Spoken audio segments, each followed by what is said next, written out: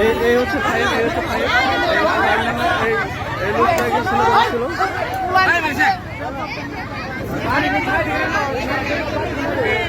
সমস্যা নিয়ে আসা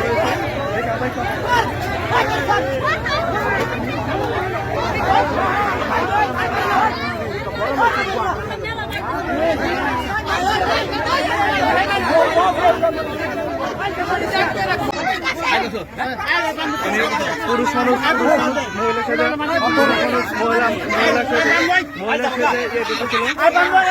মাদ্রাসা ঢুকেছিল সম্ভবত এরা শুধু জানে মোটামুটি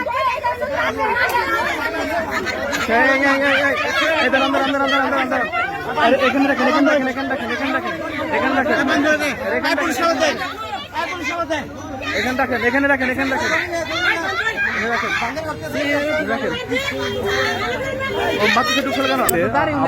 বদ্ধ হয়ে আছে, তাকে ধরে রেখেছে হলো টাঙ্গাইল সদর থানা পুলিশের ভ্যানে উঠিয়ে রাখা হয়েছে। মহিলা মাদ্রাসায় প্রবেশ করেছিল এবং তাকে টাঙ্গাইল সদর থানার পুলিশ এসে তাকে ঘটনাস্থল থেকে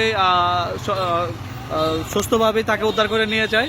এখানে টাঙ্গাইল সদর থানার পুলিশের যে গাড়িটা রয়েছে সেই গাড়িতে করে তাকে নিয়ে যাওয়া হচ্ছে পুরো রওজাতুল কুরআন বালিকা মাদ্রাসা।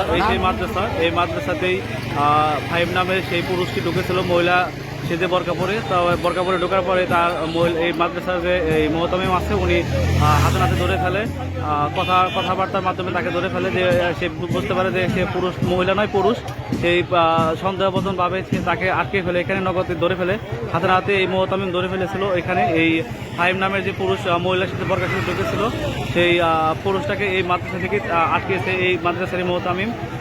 রওজাতুল কুরআন বালিকা মাদ্রাসা, করটিয়া পুরাতন পাম্প সংলগ্ন অর্থাৎ ব্যাপারীপাড়া।